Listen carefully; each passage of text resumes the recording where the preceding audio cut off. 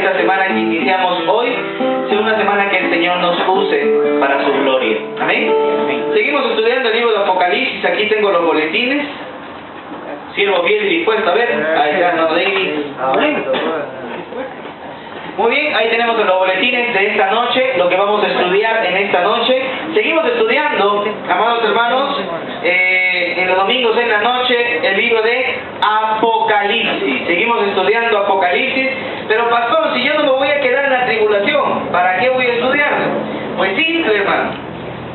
Justamente como no nos vamos a quedar, Dios quiere que sepamos qué va a pasar. Por eso nos ha dejado Apocalipsis.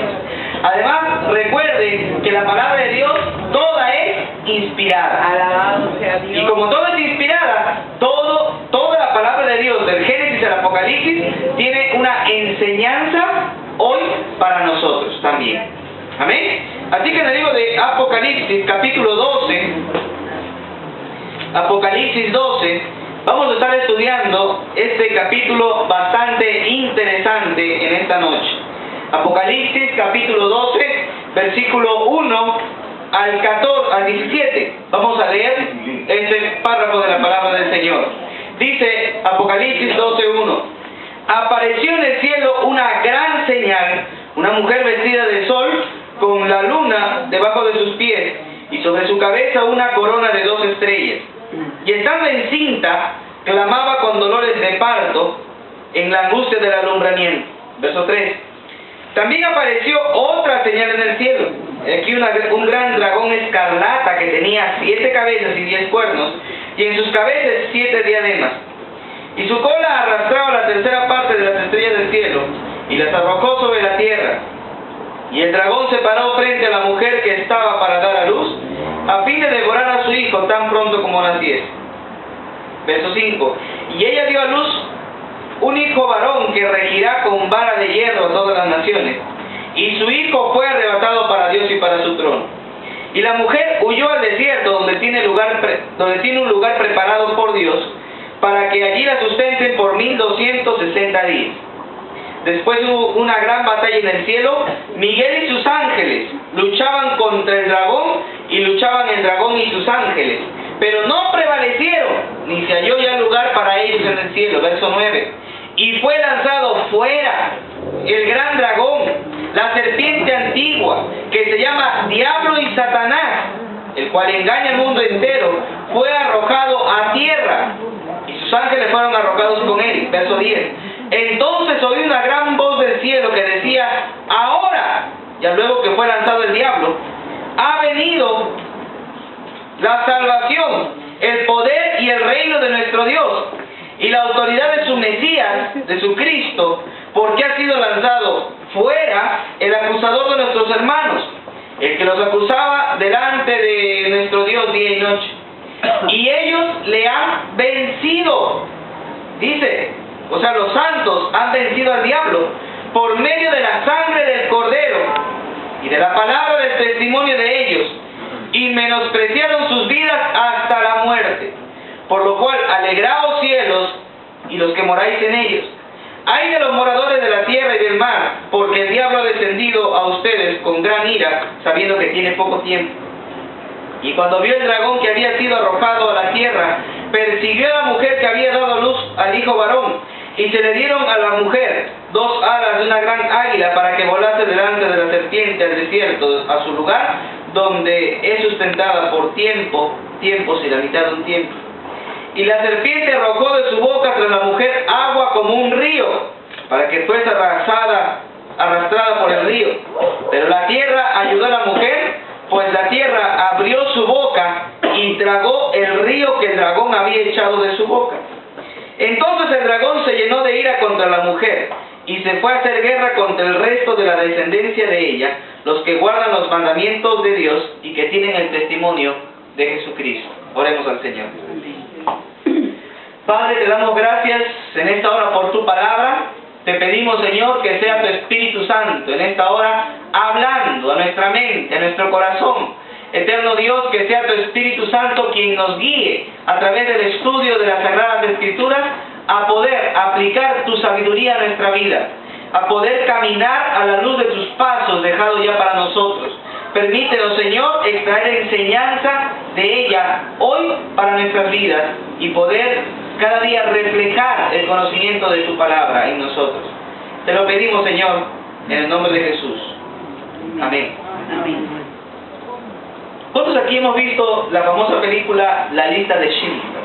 Amén. Creo que todos, ¿no? Todos hemos visto esta película que es bastante conocida. Esta película es una película estadounidense, es una película de 1993 dirigida por el director de cine Steven Spielberg. La película cuenta la historia de Oskar Schindler, ¿verdad? Un empresario alemán que le salvó la vida a alrededor de 1.100 judíos polacos durante el Holocausto. La historia se centra alrededor del año 1939 y 1945, cuando el imperio nazi gobernaba Europa durante la Segunda Guerra Mundial. Y es una de las películas más realistas sobre las torturas que tuvieron que afrontar los judíos durante la época de Adolfo Hitler. O sea, si uno quiere ver, una película donde Cristo sea crucificado, la más realista, ¿cuál es? De Mel Gibson. La de Mel Gibson, ¿no? La Pasión de Cristo es la más realista de las películas, ¿verdad? ¿Cuál sería la más realista de las torturas de la época nazi? La lista de Schindler es muy fuerte, tiene un mensaje muy crudo en cuanto a cómo los judíos eran masacrados por el imperio nazi. Pero no solamente los nazis persiguieron a los judíos y los torturaron cruelmente hasta la muerte. La historia nos habla de naciones muy antiguas, como por ejemplo los egipcios.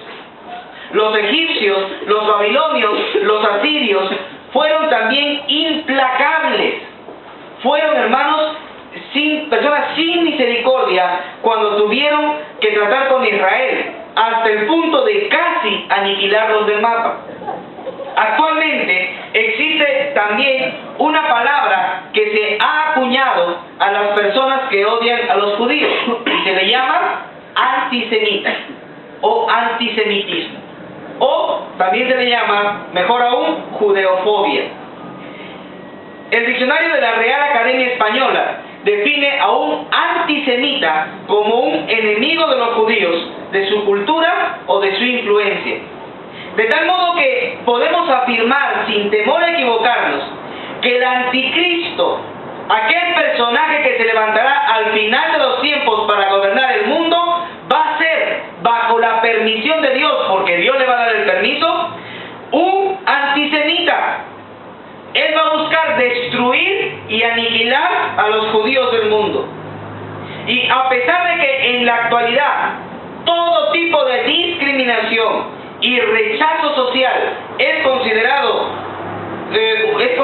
algo malo por los derechos humanos, es condenado por las naciones democráticas, hermanos, los árabes y los musulmanes siguen siendo los primeros enemigos de judíos y cristianos.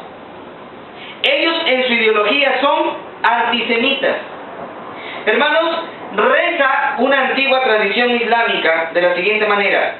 Dicen los musulmanes: el día del juicio no llegará hasta que los musulmanes hayan matado a todos los judíos.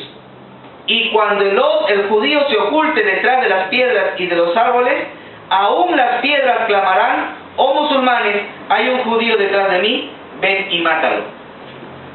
Hermanos, los musulmanes son actualmente los enemigos de Dios, porque son enemigos de Israel.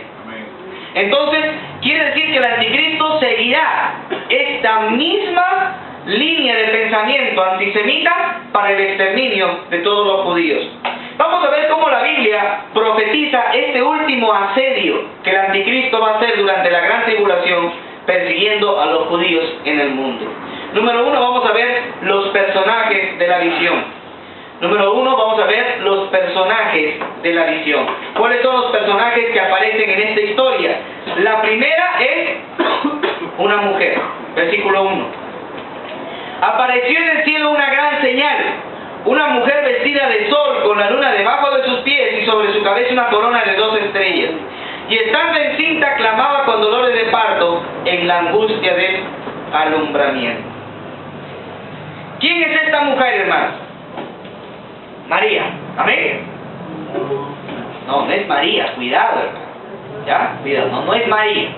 Y aunque la tradición católica quiere insistir que es María, no lo es, y lo vamos a ver ahora. Lo primero que se dice en el versículo 1 es que apareció una gran señal. La palabra griega señal, semeión, significa signo, señal o milagro. O sea, es algo sobrenatural que aparece en el cielo. Y es importante que aparezca una señal, pues aquí estas señales son la evidencia que Dios quiere anunciar algo a los judíos. Recuerde que la Biblia dice en 1 Corintios 1:22, porque los judíos buscan señales. Entonces, una señal en el cielo significa una atención para los judíos. O sea, presten atención, algo va a ocurrir con el pueblo de Israel. Y la primera señal es una mujer que estaba vestida de sol, con la luna debajo de sus pies y sobre su cabeza una corona de 2 estrellas. Por eso usted ve las imágenes de María, la Virgen de la Asunción y otras vírgenes más que aparecen, tienen una corona de 2 estrellas y la luna debajo de sus pies. Yo pensé que eran 2 cachos que salían de sus pies. Pero si usted mira bien, no, es una luna creciente, ¿no? Es una luna creciente. Está ahí y está parada sobre la luna y refleja bastante luminosidad. Entonces ellos toman esa imagen de la Virgen de la Asunción porque ellos creen que en Apocalipsis 12 se está hablando de la Virgen María. Y aunque los católicos postulan que esta mujer es María porque es la madre de Jesús, sin embargo, hermanos, si nosotros nos adherimos a esta tradición católica, ni siquiera podría ser María. ¿Por qué? Porque los católicos dicen que María es sin pecado concebida. Y recuerde que los dolores de parto fueron dados porque la mujer pecó. Entonces, en la tradición católica, María no sufrió dolores de parto. Porque era sin pecado concebida. O sea, es mentira lo que dicen ellos. Pero suponiendo que fuera verdad, o sea, ni siquiera esta mujer podría ser. ¿Por qué? Porque esta mujer gemía de dolores de parto. Entonces no podría ni siquiera ser la mujer que ellos dicen. Entonces es incorrecto, ni siquiera el dogma mariano, son 4 dogmas marianos, ¿no? Si uno es católico, bien católico ha sido acá, debe conocer los dogmas marianos, ¿no? El dogma de la virginidad perpetua, el dogma de la asunción de María, dicen que María ascendió viva al cielo, ¿no? El dogma de la concepción virginal de María, y falta un dogma más, no recuerdo cuál fue, pero son dogmas que ellos han establecido. Y la asunción lo sacan de Apocalipsis. No saben que Apocalipsis es un libro para el final, ni siquiera es para hoy. Pero entonces no cuadra la interpretación de que sea María en ese versículo. Algunos dicen que es la iglesia. Pero si usted examina bien, estamos actualmente en Apocalipsis 12 a la mitad de la gran tribulación. Y si estamos a la mitad de la gran tribulación, no podría ser la iglesia. La iglesia está en el cielo, está con Cristo, disfrutando de los galardones que Dios tiene en el cielo para nosotros, hermanos. Amén. Entonces no tiene sentido de que sea la iglesia de Cristo.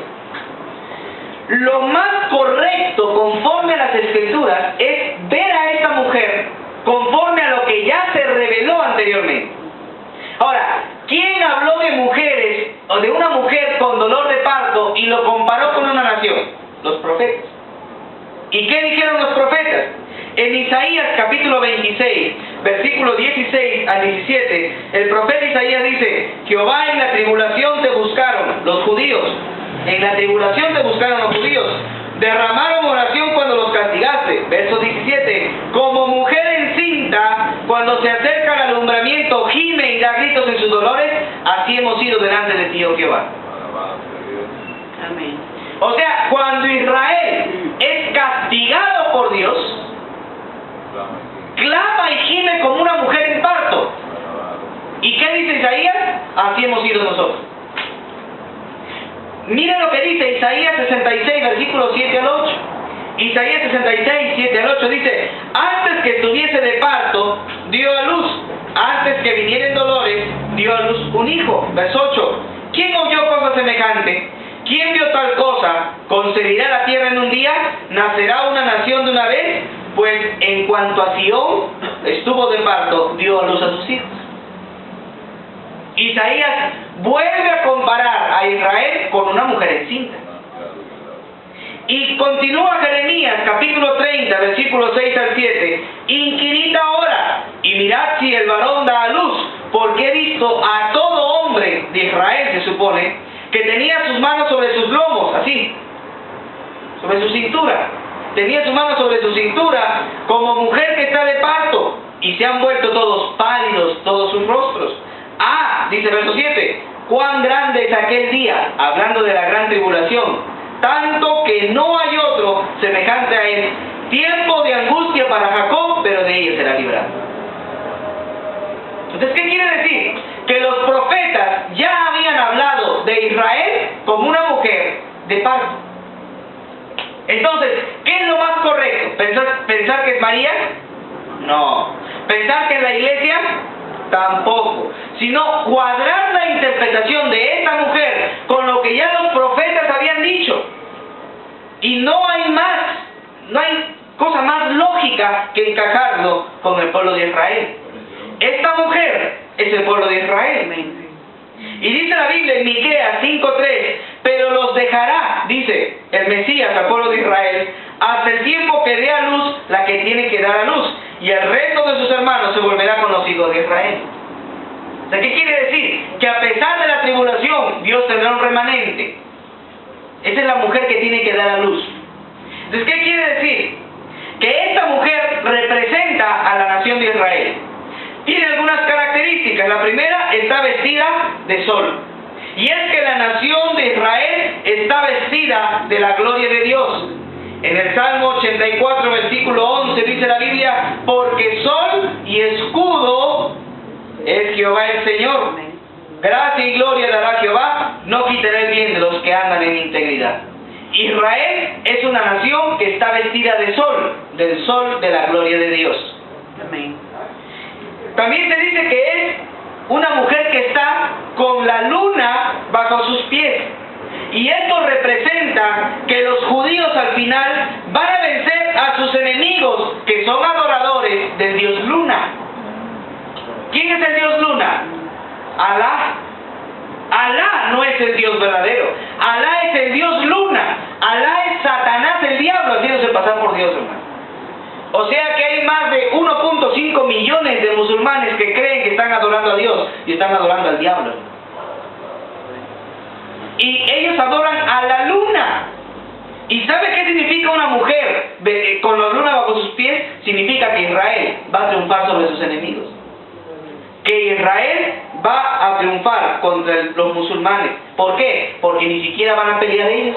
Recuerden que en todas las victorias de Israel, Israel nunca peleó. ¿Quién peleó? Dios. Y por eso cuando los musulmanes todos se junten y vayan contra, ya lo vamos a ver, hermano. Y lo vamos a ver detalle por detalle.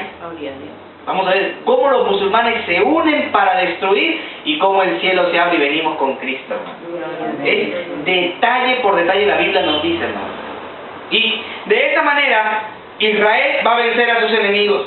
La Biblia dice que esta mujer tiene 12 estrellas sobre su cabeza. Y esto nos recuerda que José había soñado con 12 estrellas, cada una de las tribus de Israel. En Génesis 37, versículo 9, José le dice, el escritor nos dice a nosotros, soñó aún José otro sueño y lo contó a sus hermanos diciendo, he aquí he soñado otro sueño, y he aquí que el sol y la luna y 11 estrellas se inclinaban ante mí. Entonces, esas 12 estrellas representan ¿qué?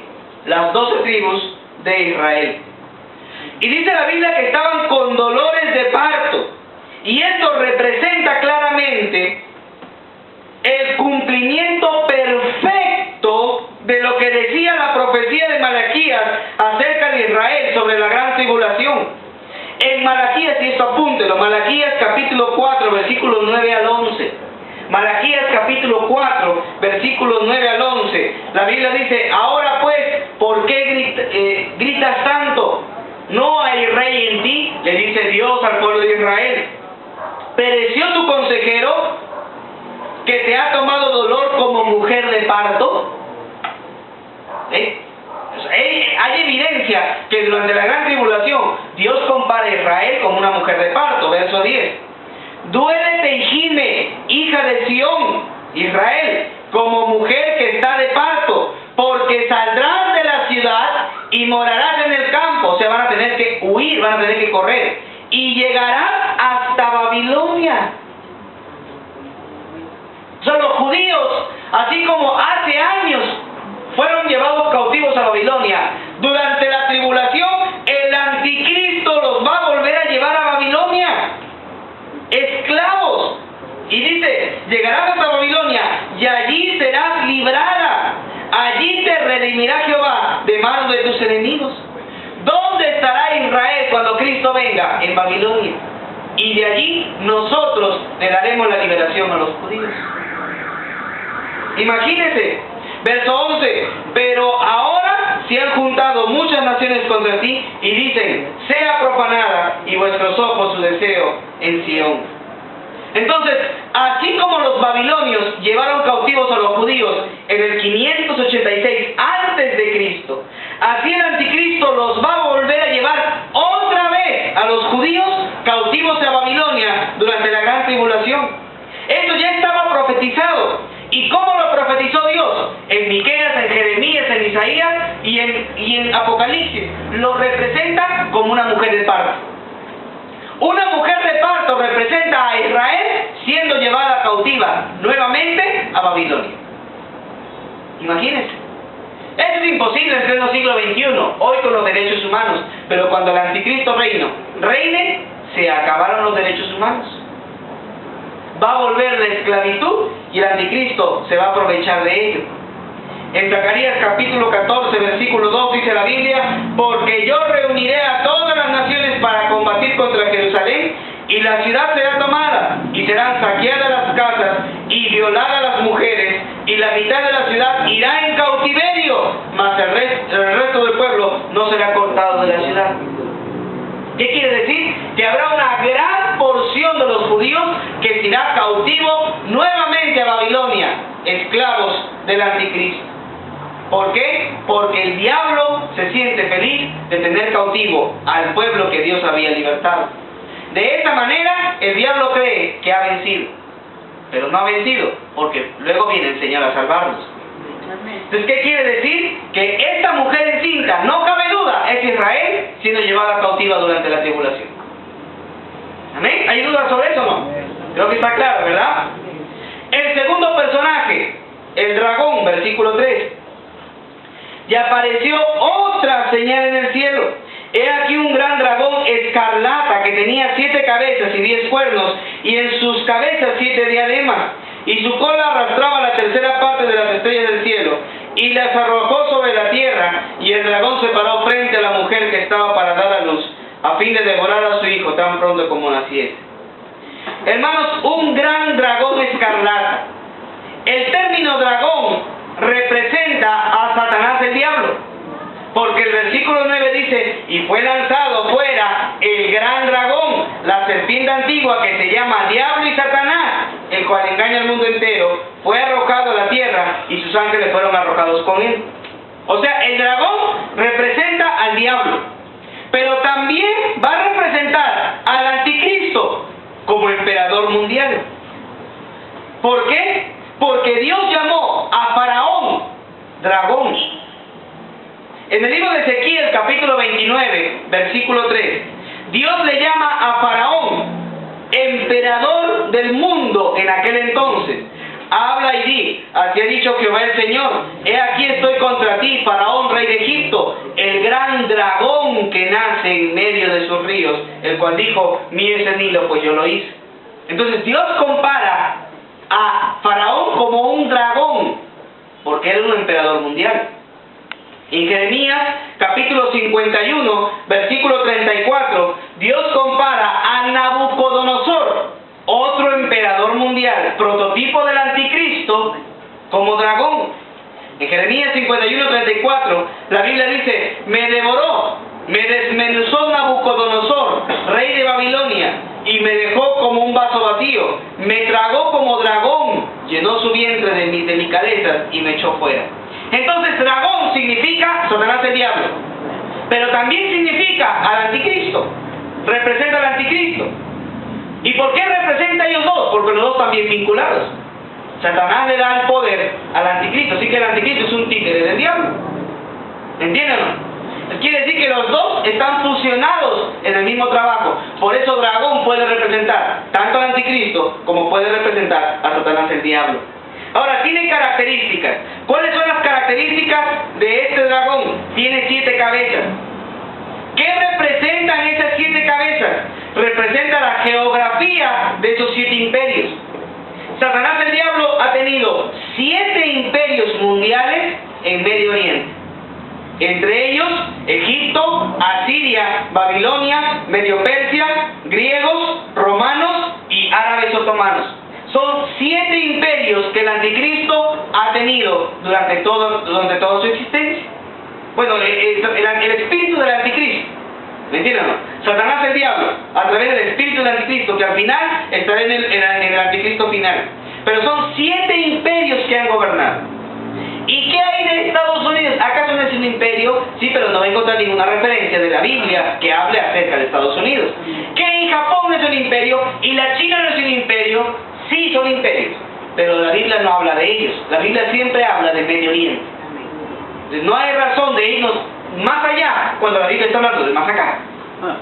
¿Me entienden? O sea, no hay razón. Más bien, solamente la Biblia nos habla de 7 imperios. Y esas 7 cabezas que tiene el dragón son esos 7 imperios históricos. Ahora, a pesar de tener 7 cabezas, tiene 10 cuernos. El cuerno representa poder.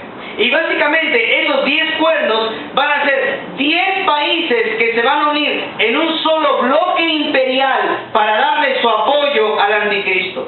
Ahora, ¿cuáles van a ser esas 10 naciones? Aunque no podemos ser dogmáticos en cuáles van a ser, porque la Biblia no dice cuáles son si no lo hubiera dicho.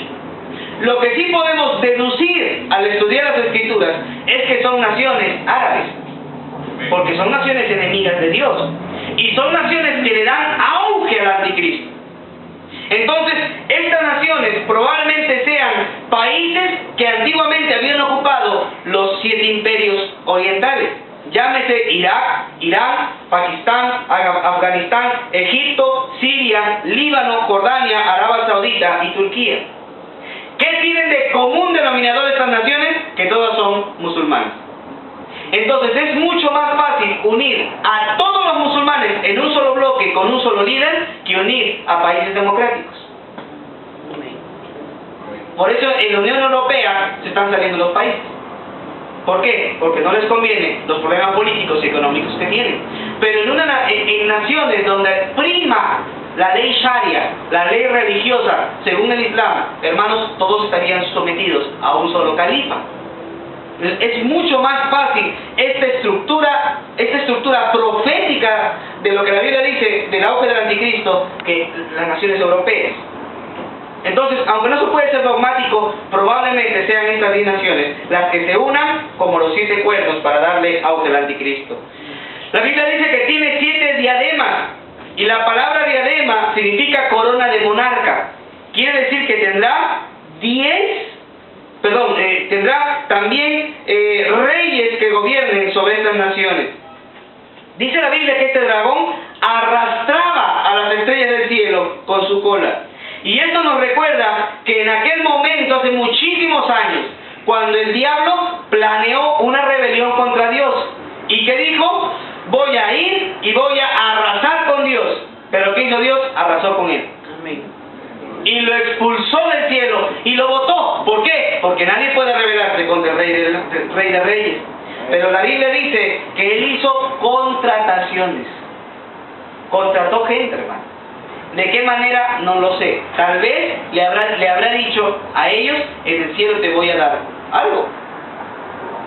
Si logramos derrocar a Dios, habrá dicho él, vas a ver, te voy a poner un puestito. Vas a ser arcángel, vas a ser ministro de salud. ¿No? Le habrá dicho, vas a ver, te voy a poner de aquí o de acá y de acá. Y de repente muchos ángeles, a través de las contrataciones, decidieron hacer eso. ¿Se dan cuenta, no? Entonces, muchísimo cuidado, porque Satanás el diablo lo hizo. Ahora, se dice que este dragón estaba dispuesto a devorar al hijo varón de la mujer que estaba clamando. Y es que Satanás el diablo y sus representantes siempre han tratado de destruir la esperanza mesiánica de Israel. ¿Quién es ese hijo varón? Cristo. Por eso no puede ser la iglesia. ¿Por qué? Porque la iglesia no da a luz a Cristo. Es Cristo el que da a luz a la iglesia. Entonces tendría que ser la nación de Israel, porque la nación de Israel sí da a luz al Mesías. ¿Es lógico o no lógico? Claro que sí. Entonces, Satanás, el diablo, ha buscado siempre devorar a Cristo. O sea, siempre ha querido destruir la esperanza mesiánica.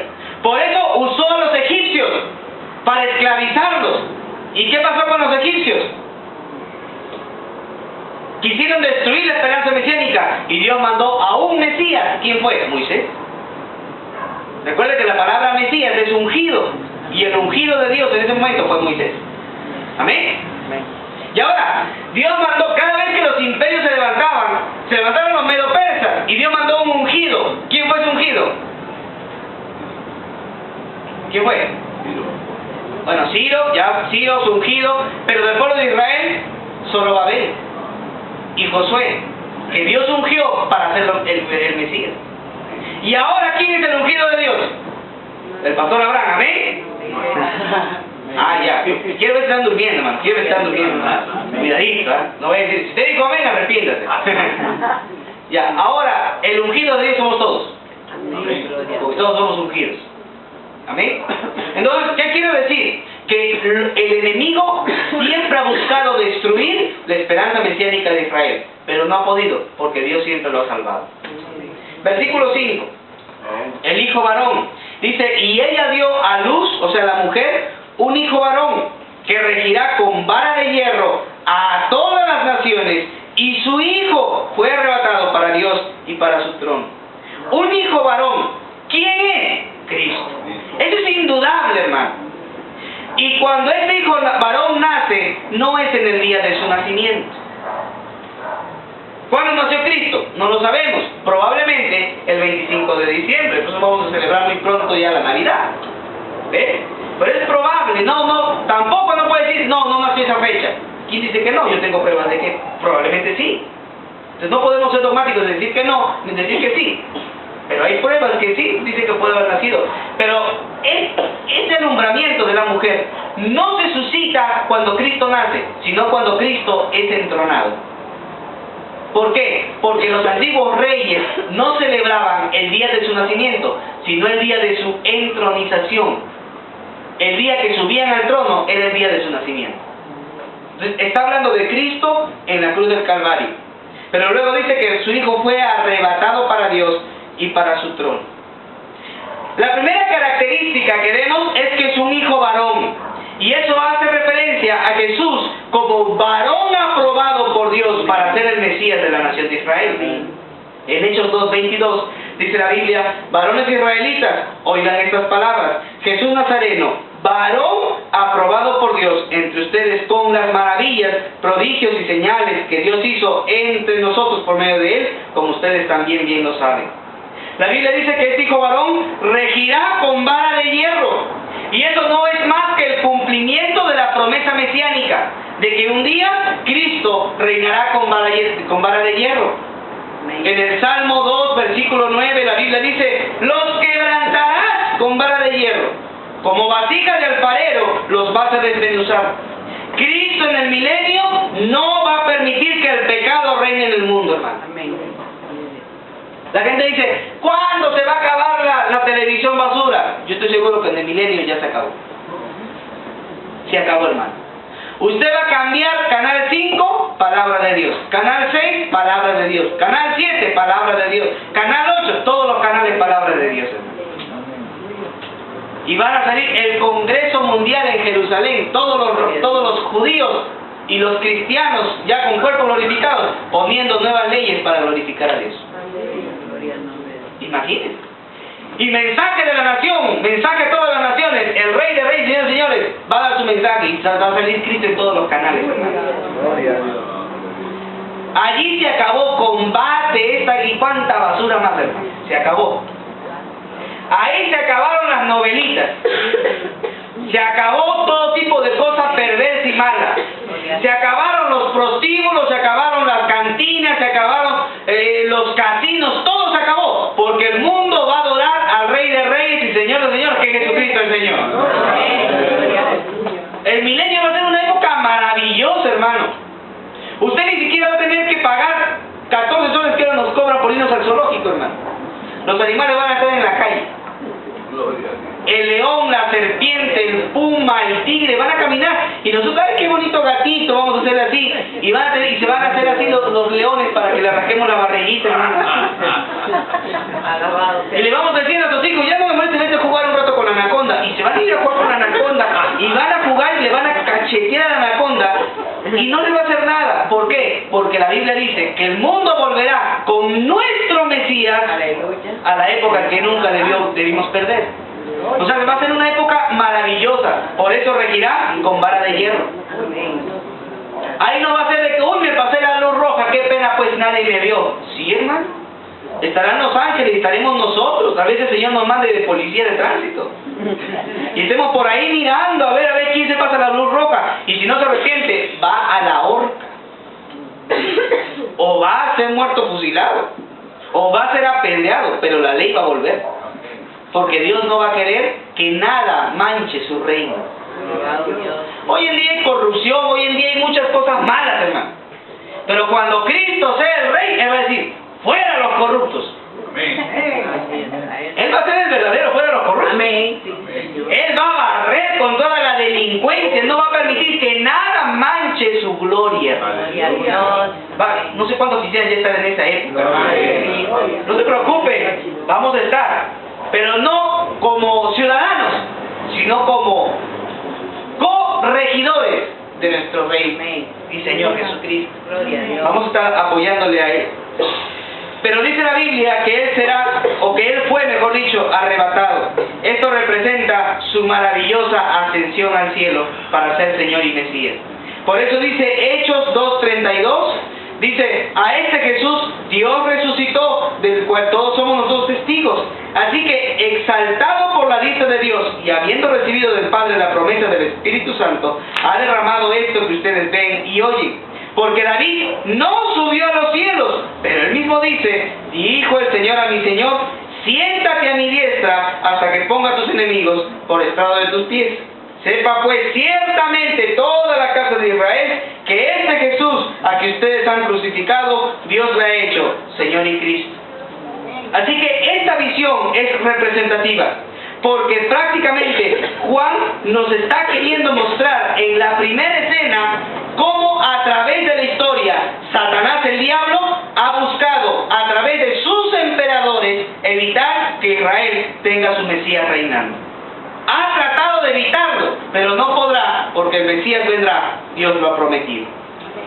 Número 2, la gran batalla cósmica. Número 2, la gran batalla cósmica. ¿Cuántos han escuchado de Star Wars? ¿No? Es la guerra de las galaxias, ¿verdad? Pero es de ficción, hermano. A eso le llaman ciencia ficción, porque no es verdad. ¿Sabe cuál va a ser la verdadera guerra de las galaxias? Acá, hermano. Porque acá se van a agarrar allí en los planetas. Cuando Dios lanza al diablo, lo saca del paraíso y lo lanza, ¿dónde se va el diablo, hermano? No viene a la tierra. Se queda en las regiones celestes. O sea, allá donde está Plutón, donde está Marte, y los científicos hasta mandan, hermano. ¿Cuánto gastan para mandar un robot para que les mande fotos? Y algunos, ay, hemos visto, dice que han visto un cangrejo gigante en Marte. Sí, han visto la foto de un cangrejo gigante, han visto a Tombo también cantando por allí. Han visto de todo, de verdad, hermano. No les niego, ustedes investiguen todo lo que han visto y han visto de miles de cosas, hermano, allá en Marte. Claro que no tiene su explicación. Algunos científicos dicen, no, son como que al momento de tomar la foto, la radiación, como que cosas y algunos otros dicen, no, esos sí son ovnis, son cosas que están por allí. En realidad, están perdiendo el tiempo porque no hay vida y acá. ¿No? Se van a buscar agua allá cuando en África hay miles de personas que no tienen agua. En vez de darle agua a ellos, van a buscar agua por allá, imagínense. Entonces, quiere decir que allá en Marte, Plutón, Saturno, en todas las galaxias, ¿quiénes están? Los demonios, que son miles de millones, han hecho su guarida ahí. Así que ellos se creen dueños de eso. Ellos sí están allí, hermano. Por eso que cuando Daniel se puso 21 días orando y ayunando para que Dios le dé una respuesta, el arcángel Gabriel bajó con la respuesta de Dios, pero se topó con toda la guarida de los demonios. Y cuando quiso pasar, los demonios le decían, ¿dónde vas? Tranquilo, no te vas. No, ¿qué? Acá pues nos agarramos. Y se comenzaron a agarrar, dice la Biblia. Entonces Gabriel dijo, ¿quieren conmigo? No hay problema. Miguel, un favorcito, vete con unas cuantas legiones, ayúdame acá. Y dice que bajó Miguel con todos sus ángeles y comenzó una lucha y comenzaron a pelear en el cielo. Y Gabriel aprovechó y habló con Daniel. Y ahí le reveló las 70 semanas. Entonces, ¿qué quiere decir? Que hay lucha en el cielo. No lo vemos. La NASA no lo ve. Tremendo telescopio Hubble, ¿no? No sé cómo. Hubble, ¿no? Ese es el tremendo telescopio. Quieren ver hasta la última estrella. Y no ven, hermano, que hay demonios y ángeles luchando allá. Sí los hay. Esa es la guerra de las galaxias. ¿Se da cuenta o no? Pero ¿qué va a pasar? A la mitad de la tribulación, como todo tiene que ser de Dios, porque Él es el dueño. Amén. O sea, como que Dios los ha sacado del cielo y dicho, ya váyanse, y les ha arrendado temporalmente el cosmos para que ellos estén ahí. Pero como no quieren salir a las buenas, Dios va a mandar a todo ese granajo del cielo. ¿Entiendes? Señor. Y va a decir a Miguel, prepara tus tropas. Estos no quieren salir de acá. Y el cielo me pertenece. ¿Sabe por qué? Ahora, ¿sabe por qué el ángel Miguel tiene que sacar a todos esos demonios del cielo? Porque está preparando el cielo ya a la mitad de la tribulación. Se está preparando el cielo para evitar que haya lucha. Porque si los demonios siguen ahí y nosotros venimos con Cristo, nos vamos a demorar en el cielo que venir acá. ¿Me entienden o no? Porque puede haber una lucha.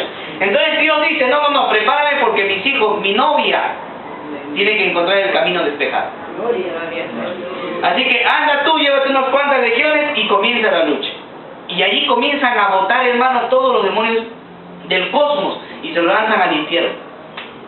¿Y por qué? Porque el cielo tiene que quedar despejado para que nosotros vengamos con el Rey de Reyes. Y por eso sucede el versículo 7. Mira el versículo 7.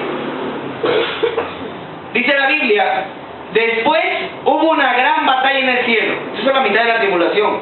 Miguel y sus ángeles luchaban contra el dragón. Y luchaban el dragón y sus ángeles.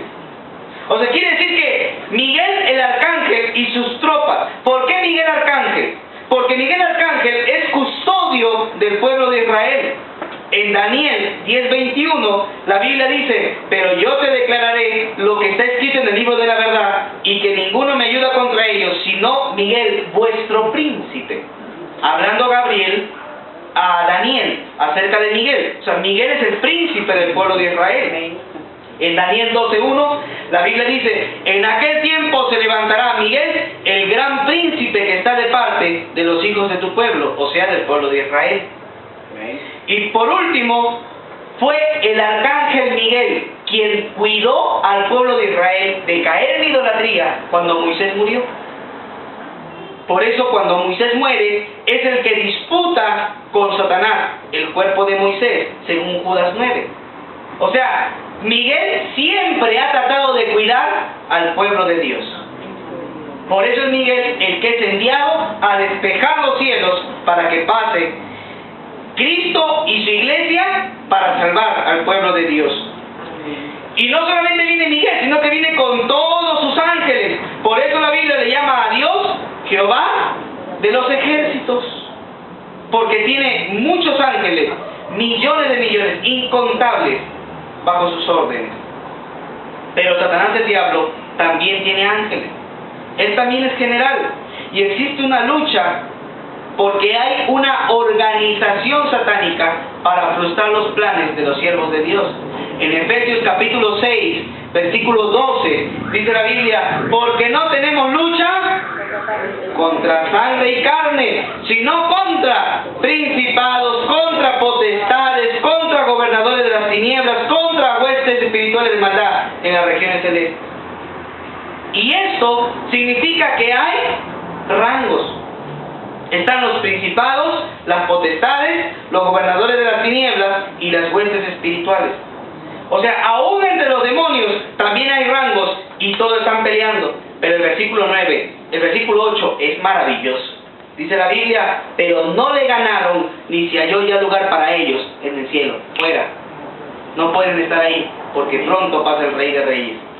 Verso 9, y fue lanzado fuera el dragón, la serpiente antigua que se llama Diablo y Satanás, el cual engaña al mundo entero, fue arrojado a tierra y sus ángeles fueron arrojados con él.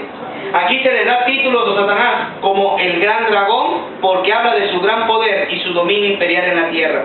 Se le dice al diablo serpiente antigua porque nos recuerda que allí empezó el pecado en el huerto del Edén.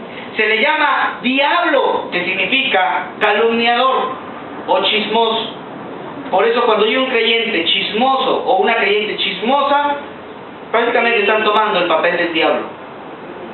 Por eso Dios aborrece el chisme, porque es el papel de Satanás el diablo, es calumniador. También se le llama Satanás, porque en el hebreo la palabra Hasatán significa el enemigo. Y por último, se le llama el engañador, porque busca confundir y engañar a las personas. Cuando el diablo es lanzado del cielo, porque ya no tiene por qué estar allí, lo desalojan de su guarida. El verso 10 comienza una algarabía en el cielo. Y dice, entonces oí una gran voz del cielo que decía, ahora ha venido la salvación. Se acabó. Se acabó el dominio del diablo. Porque ha venido la salvación, el poder y el reino de nuestro Dios y la autoridad de su Cristo, porque ha sido lanzado fuera el acusador de nuestros hermanos, el que los acusaba delante de Dios día y noche. Y ellos le han vencido por medio de la sangre del Cordero y de la palabra del testimonio de ellos, y menospreciaron sus vidas hasta la muerte. Por lo cual, alégrense cielos y los que moran en ellos, porque hay de los moradores de la tierra y del mar, porque el diablo ha descendido a vosotros con gran ira, sabiendo que tienen poco tiempo. Para esta época, exactamente 3 años y medio. Ya no va a tener más, solamente 3 años y medio, por eso dice poco tiempo. Algunas verdades que podemos rescatar de acá. La primera es que después de los 3 años y medio de la tribulación, Satanás ya no va a tener acceso al cielo para acusarlos. Bueno, para acusar a los que estén en la tierra en aquel entonces. Quiere decir que hasta el día de hoy, Satanás el diablo sí tiene acceso a la presencia de Dios para acusarnos a nosotros. Mira, ahí está fulano de tal, ahí está fulana de tal, no dice que es tu hijo, no dice que es tu hija, mira cómo camina, mira cómo anda, mira cómo está su vida cristiana, vergüenza hablar de que se llame cristiano, ahí está pues tanto que pagaste y le perdonaste sus pecados, míralo cómo está andando. El diablo calumniador. Pero en eso que el diablo está hablando mal de nosotros, viene nuestro abogado. Gloria a Dios. Abogado que nunca ha perdido ni una batalla. Viene él y lo único que hace el Señor, no te preocupes, ahí está, mira. Mis manos, mis pies, aquí está. Ya pagué, ¿qué le vas a cobrar?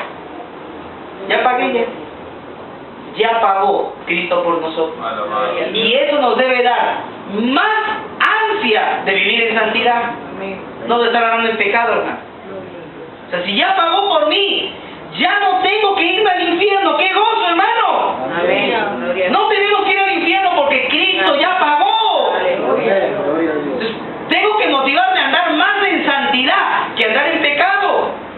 Porque soy un hijo de Dios.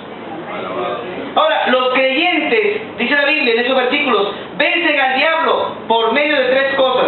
Número 1, por la sangre del Cordero, porque hemos sido purificados con esa sangre. Hemos vencido al diablo por medio de la palabra de Dios, porque Cristo también venció al diablo con la palabra de Dios. Y número 3, hemos vencido al diablo porque hemos menospreciado nuestras vidas para vivir para Dios. Usted y yo tenemos que menospreciar nuestra vida para que Cristo reine en nosotros.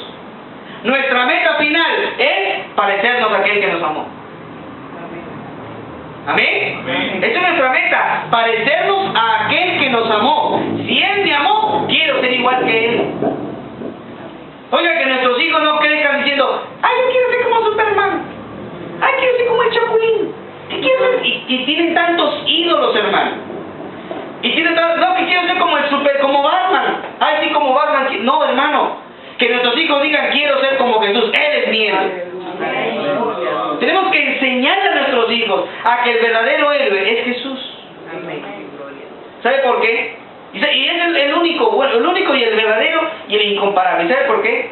Porque todos los superhéroes de ficción vencen con poder sobrenatural. Cristo se hizo hombre y luchó como nosotros y venció. O sea, tiene mayor galardón que cualquier superhéroe ficticio. Porque se hizo como nosotros, experimentó lo de nosotros y salió vencedor. Gracias a Dios.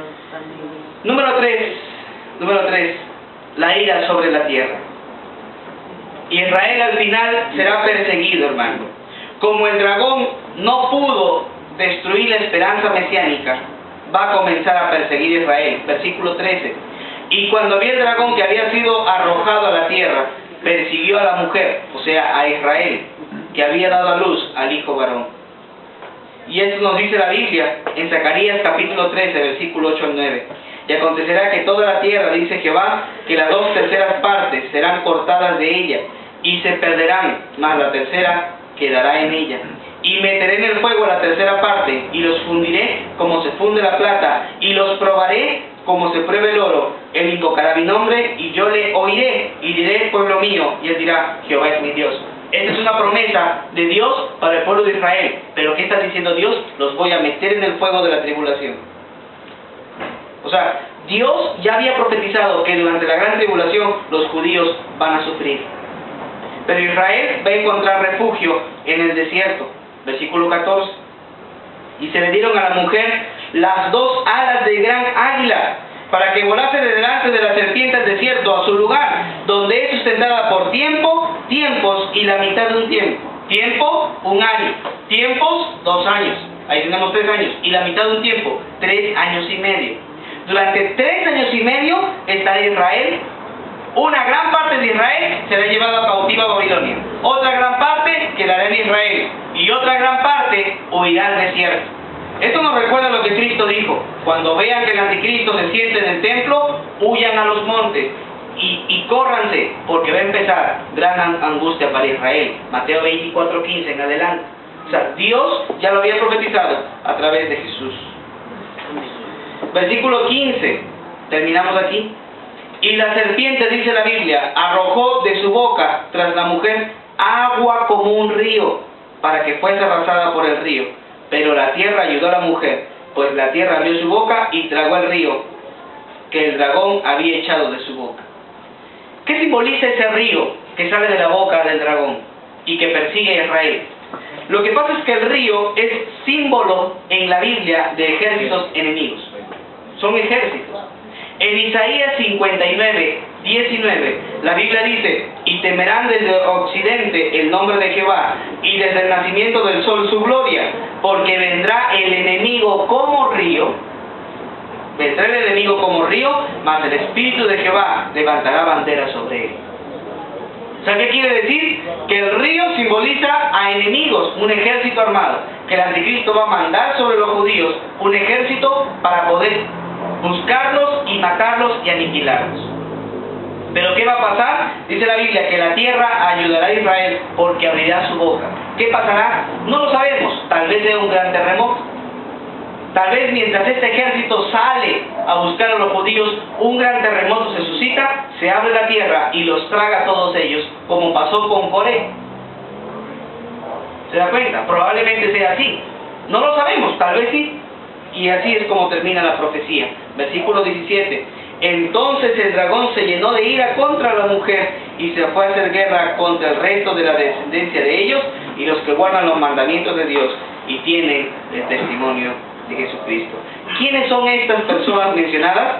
Desde luego no son judíos inconversos. ¿Por qué? Porque dice que tienen la ley de Dios y el testimonio de Jesús. Entonces son judíos cristianos, que están en Israel y que el anticristo va a ir a perseguirlos. como el anticristo es la figura central a partir del capítulo 11, quiere decir que ahora Juan nos va a revelar cosas y detalles que no había revelado sobre el anticristo. ¿Cómo será su gobierno? ¿Cómo gobernará? Muy bien, véngase la próxima semana a continuar este estudio que está interesantísimo. ¿Amén? La siguiente clase será la bestia y la marca de la bestia. Vamos a ver lo que es la marca de la bestia, qué sucede, todo ello lo veremos. Termino con la enseñanza. ¿Cómo podemos aplicar esta verdad a nuestra vida? Hermanos, Israel es el pueblo de Dios. Y Dios siempre lo ha puesto en sufrimiento. Dios siempre lo ha aprobado. ¿Por qué? Porque quiere lo mejor para su pueblo. Quiere lo mejor para su pueblo.